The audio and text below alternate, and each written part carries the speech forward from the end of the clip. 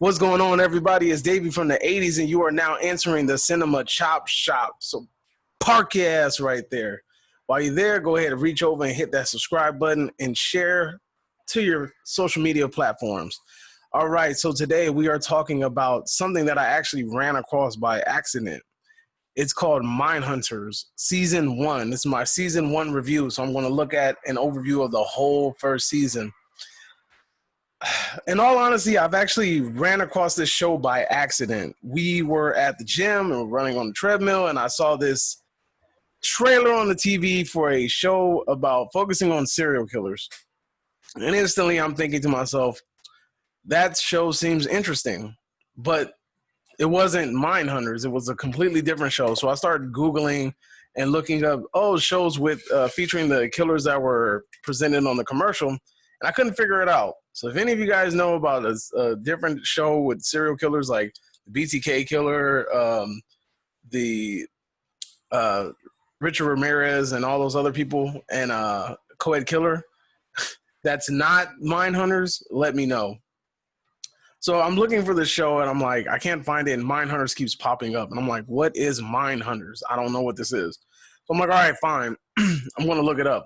So it turns out that it's on Netflix. I'm like, I'm going to give the first episode a try and see what it's like. So I watched this, and I'm like, okay, this show is actually pretty interesting. So what the show is essentially about is about the behavioral science unit of the FBI. So this unit specializes in looking at the different types of behavior that serial killers have, right?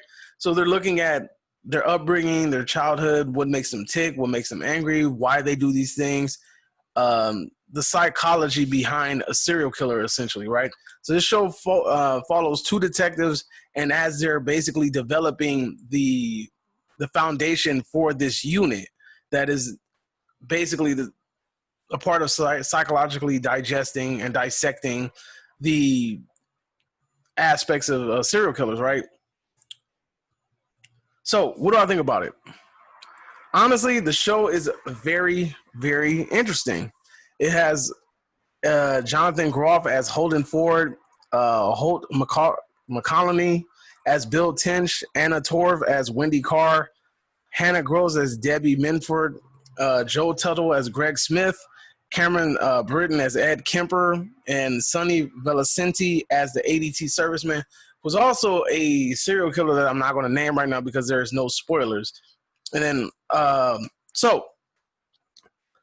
let me break down the good in the show. The good. Jonathan Groff as Holden Ford. He does an amazing job as Holden Ford. He kind of reminds me of the guy that played from the social network. He reminds me of him, but his demeanor and the way that he carries himself and how he feels like he knows what he's talking about, and the basically the confidence that he has in the things that he's saying, I like that, right? He has a very interesting perspective, and then his take and the way that he interacts with these different serial killers is also very interesting. Then you have Bill Tench, who is his partner in the show, and he's also interesting. They have this very, very interesting dynamic relationship. They kind of have that buddy cop feeling, and they play off of each other very well. Also, Cameron Britton as Ed Kemper does an amazing job. I will go into more detail about that later when I hit the spoiler section, right? Because this video is going to be spoiler free, but later at the end, I'm going to give you guys a warning, and I'm going to dive into them spoilers. So I know that this show is based off of a book, but the idea is very interesting, right? Diving into the psychology of serial killers. If you're into that type of thing, then this is kind of right up your alley. Now, the story that they decide to tell about surrounding the main characters is also interesting. Everybody has their own problems, and it doesn't just seem like everything is work-related. Some may be work-related, something may be outside-related, or something might be the interactions with other people in the story or other people's in their life, and it makes a really good, interesting story that kind of keeps you invested, right? Besides just the interesting dialogue and interactions that they have with well-known serial killers, right? As I said, another great aspect of this is Cameron Britton as Ed Kemper does an amazing job. Holden does an amazing job. Bill does an amazing job. Another thing that I liked about this show is that the team that's responsible for the recreation of these actors into the serial killers that they become, they do an amazing job. They really look exactly like those killers. Some of them even got it down to the point where they actually sound like the damn killers. Their mannerisms are like the killers. It's really amazing how serious that some of these actors take their job and they really dive into the character. And I feel like they do a really good job at embodying these characters, right? So let's talk about the bad. The bad is the forgivable sin, things that are bad, but I can kind of look past, right? So some of the bad things are that some of the characters surrounding the two main characters, they don't have that pull for me that the main characters have. So Wendy Carr, the psychology professor that joins the team, she doesn't really have that pull. And also Greg Smith, one of the newer members to the team, he also doesn't have that pull, that interesting pull that makes you really want to know more about him, right? They don't have that to me. And like, to me, it's kind of like, if they don't do something with these characters, they're going to be unimportant to the story, right? Also, another bad thing is that the show is trying to bait you, and it's trying to bait you into this showdown, I guess, with a well-known serial killer, who I'm pretty sure I know who it is, but I'm not really going to go into it because this is spoiler-free. Basically, they hint at it a lot, but it's like, is it going to go somewhere? They hint at it in the first season, so I'm assuming that maybe in the second season, they're going to fully investigate this guy. I don't know, right? But to me, it was weird that they were hinting at it so much, but then they didn't end the season off with at least having them go that route, if you know what I mean. Like, they didn't really have it like, okay, we're going to switch gears and we're going to focus on this guy. It didn't feel that way, right? So that, to me, was kind of weird. It's kind of bad. Hopefully in season 2, they fix it, right? Now, atrocious.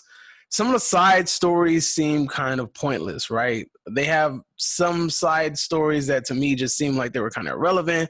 They didn't really need to be there, and overall, it just kind of was like, okay, what was the point of this unless it leads to something later? Now, hopefully this isn't one of those things where it's like 5 seasons down the line and they're like, oh, remember that character from season 1? Yeah, he's back. I don't like that.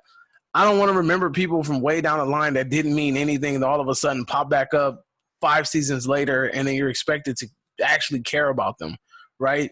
Because character development is a ongoing thing. It just doesn't happen instantly, right?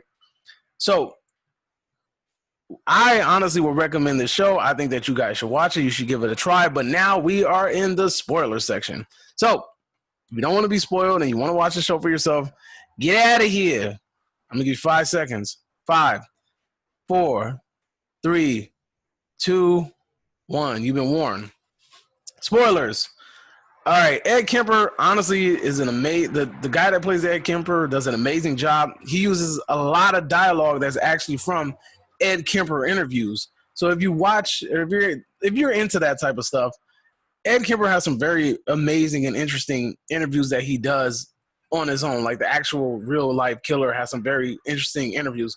The guy's super intelligent, very self-aware, and his interviews are always kind of like interesting. He's not just some guy just trying to play crazy. So they took dialogue from his interviews and they incorporated that into the show. I thought that was pretty interesting, right? Now, Greg Smith, the new agent that's on board and things like that, this fool's a snitch, rat, eating up the cheese. I don't like him. Honestly, I don't think he should be trusted. I know that he's sending them that tape from the spec interview. Super snitch. Get him out of here. Go take him somewhere. And honestly, he doesn't even make a very interesting character. He's not really an interesting character. He doesn't really hold water. He's not. Honestly, they kind of wasted putting him in the show anyway, right? Wendy Carr, the psychological professor that joins the team, she's kind of hit or miss to me. Like, I feel like her character might, in order to make her important, she has to be given a bigger role, maybe like interviewing people or something like that.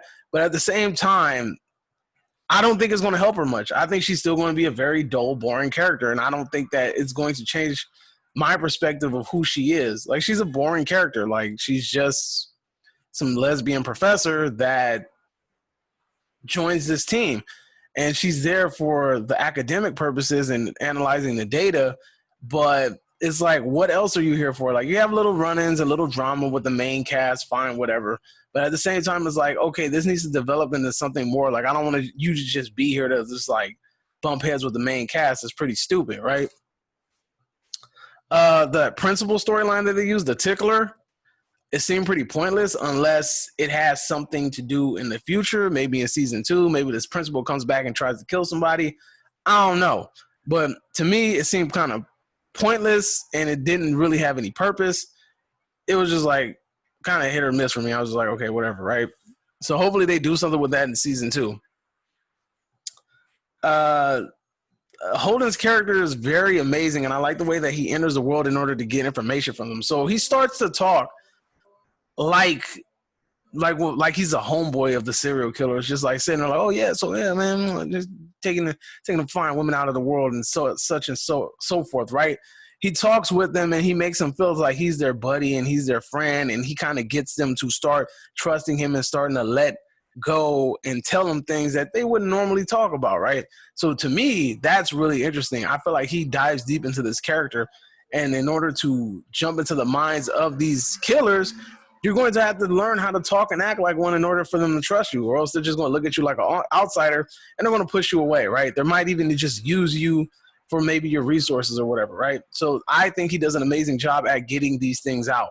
So like, I think he did it in a Spec interview. That Spec interview where he gets all that information out, and then Spec gets mad and talks about, oh, you're messing with my mind, and he complained to the FBI or whatever. That whole dialogue got what he wanted, and I feel like that's what it's all about, right? The last episode between Kemper and Holden was very intense when he was like, I can kill you right now, and like nobody's here to do anything about it. That to me was pretty awesome. Holden having, I guess, a panic attack or something, that was pretty a very interesting way to end it. But what do I think? Now, there's a character in here called Brian. He's Trench's son. And in one of the episodes, they show him like with a photo, or he has a photo of like something from a crime scene. And they talk about his behavior at school. I think he was biting people or something, right?